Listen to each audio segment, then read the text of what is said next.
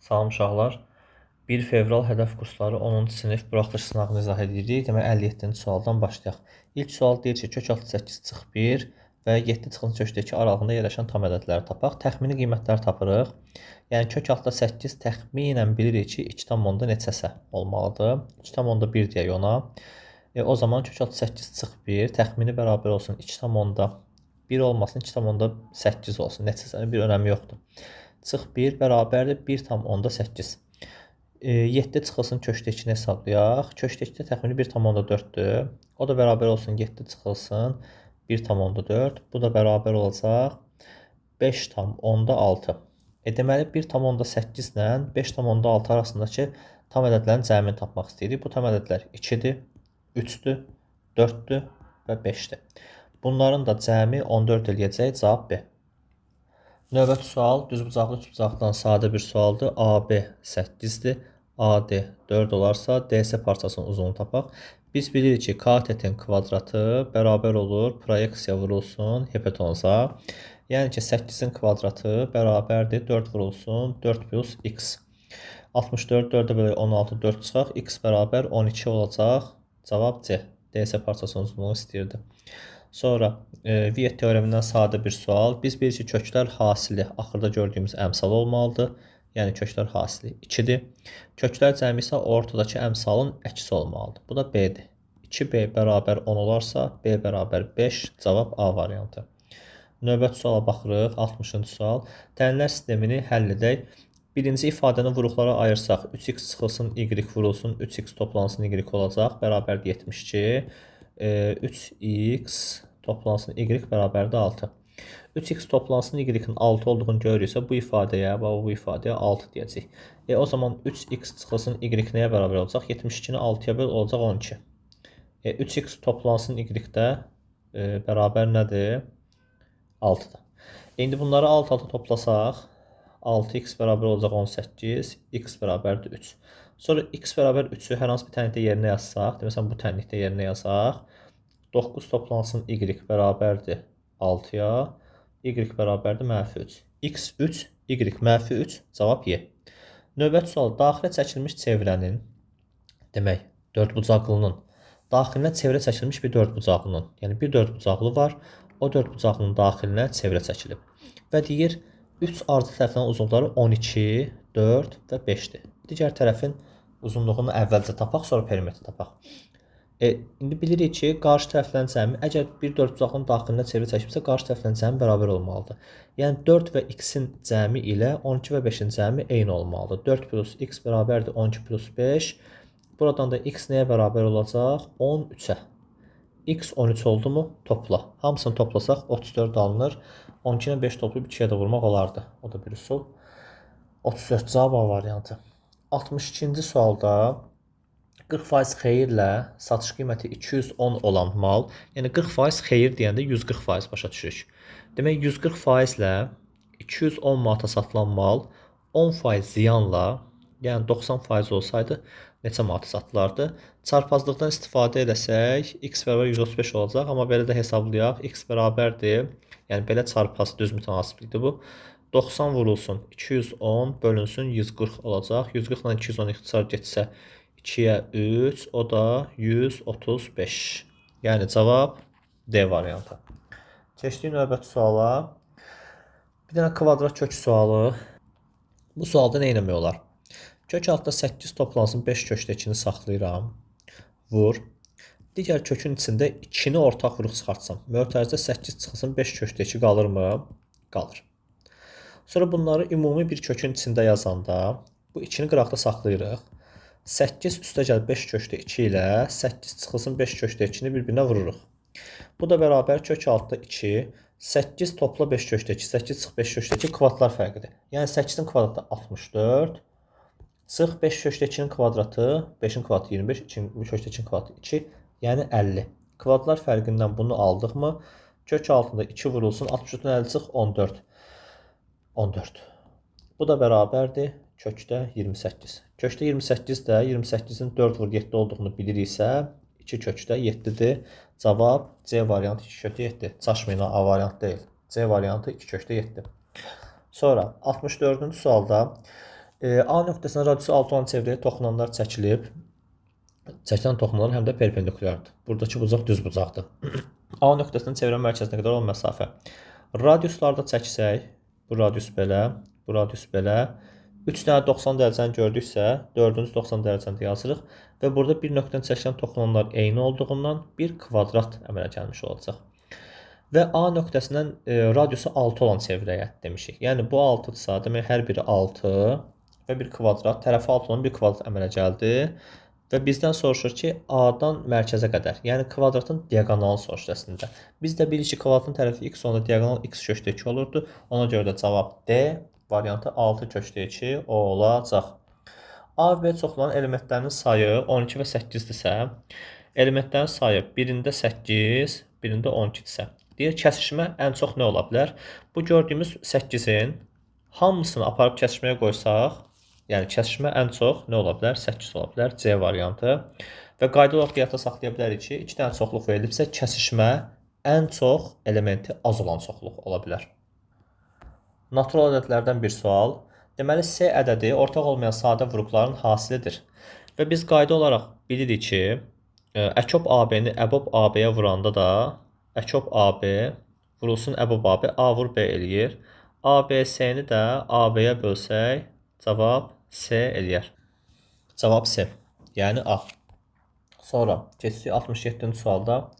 Verilən ədədin tam hissəsini tapaq. 7 üstə gəlsin. Kök altda 7, kök altda 4-dən sonra gəldiyi üçün 2 tam onda neçəsə olur. Bu da 9 tam onda neçəsə. Yəni tam hissə 9 olacaq. Sadə bir sual. Növbəti sualda düsturu tamamlayırıq. Düsturu tamamlamalıyıq. Amma əsas düstur yox. Köməkçi düsturdan istifadə etməliyik. A kubu topla B kubunun da köməkçi düsturu. A topla B-nin kubu çıxılsın 3AB mötərizədə A topla B. B variantı niyə deyil? B variantı A kubu çıx B kubunun düsturudur. C variantı şəklində bir düstur yoxdur. D variantı şəklində bir düstur da yoxdur. Y variantı şəklində bir düstur yoxdur.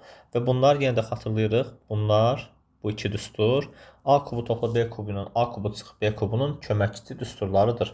Keçdik 69-cu sual.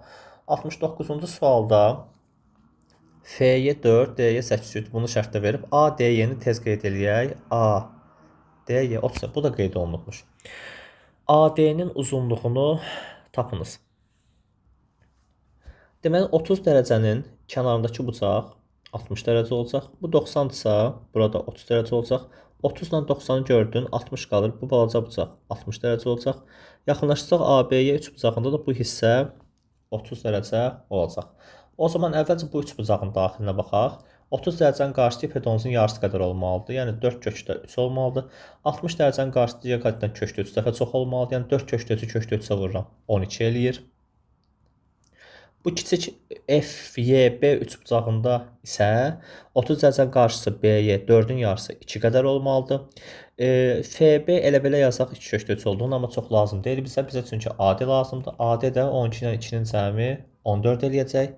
Cavab da A variantı edəcək. Keçdik 70-ci suala. Deyək ki, bu iki məhlul qarışdırılsa, duzluq faizini tapın. Duzluq faizini tapmaq üçün nə etmək lazımdır? Duzu ümumi miqdara bölüb 100%-ə vurmaq lazımdır.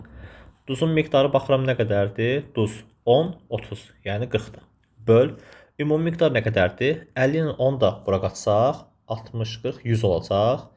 Vur 100, bərabərdir 40%. Yəni cavab 40% olacaq. Düz xətt üzərində 6 dənə nöqtə qeyd olunmuşdursa, alınan şüaların sayını tapın. Şüaların sayını tapmaq üçün biz 2A düsturundan istifadə edirik.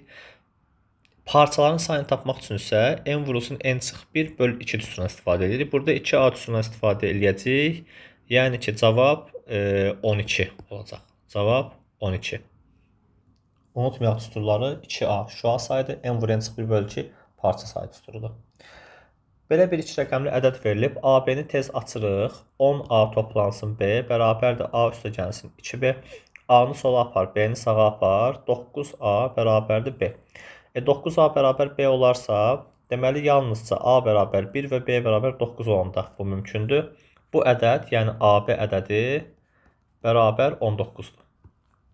Həsən, Ömər, Kərim 9 manat aralarında pulu bölüşdürürlər. Necə bölüşdürürlər? Yaşlarına mütənasib bölüşdürürlər. Həsən 300 manat alıb və onun 20 yaşı varsa, demək Həsən 300 manat. Onda Ömərlə Kərim nə qədərdir? 600 manat.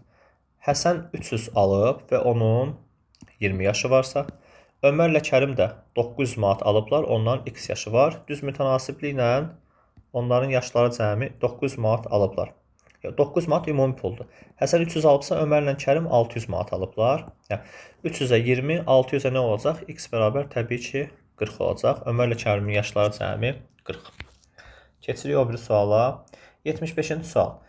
2 ədədin cəmi 11-dirsə, bu ədədin hasili ən çox neçə ola bilər? 2 ədədin cəmi veriləndə təbii ki, hasilin böyük olması üçün ədədlər bir-birinə çox yaxın olmalıdır. Yəni 5 ilə 6 olacaq böyük variant. Amma belə yoxlaya da bilərik. 1 ilə 10, 2 ilə 2 naturalın hasil 1 ilə 10, 2 ilə 9 ola bilər.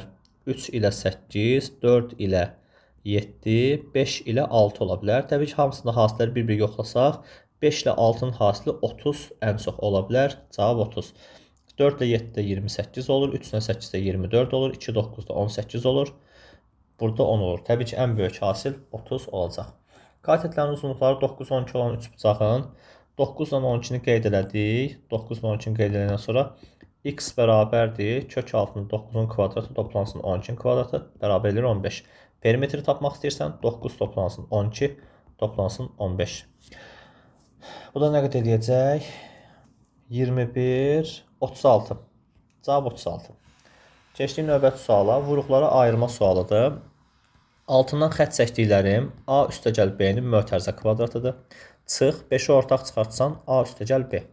O zaman A üstəgəl B-ni ortaq çıxart. A üstəgəl B çıxılsın 5 olacaq. Cavab A üstəgəl B çıxılsın 5. Növbəti suala baxırıq. Növbəti sualda sinifdəki şəkilin ədədi ortası, yəni orta balını tapmaq lazımdır. O zaman bütün balları toplayıb, cəmi balları toplayıb bölmək lazımdır uşaqların sayına.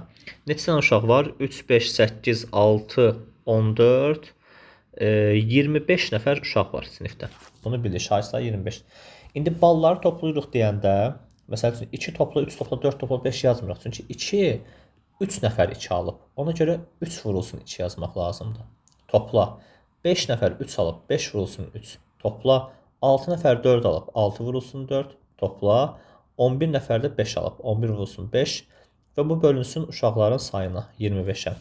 6, 15, 21, 24. 21-in üzərinə 24 gəlsək, eləyəcək 45, 55 də gəl, eləyəcək 100. 100-ü 25-ə böləcək. Yəni uşaqların orta balı 4-dür. Yəni cavab 78-də 4. Daxili bucaqlarının cəmi, demək çox bucaqlı daxili bucaqların cəmi tuturu 180 vurulsun n çıxılsın 2-dir. Xarici bucaqlarının cəmindən, xarici bucaqların cəmi nədir? 360. Bütün çox bucaq xarici bucaqların cəmi 360. Dan 2 dəfə çox olan, deməli 180 vur n çıx 2, daxili bucağın cəmi, xarici bucağın cəmindən 360-dan 2 dəfə çox olan düzgün çox bucağın tərəflərinin sayını tapın. 180 ilə 360-ı ixtisar aparıb 2 saxlasam, n çıx 2 də bərabər 4 eləsə, n bərabər 6 olmuş olacaq. 6 düzgün çox bucağın tərəflərinin sayı, bəli, cavab 6. Əkob 3x, 4x.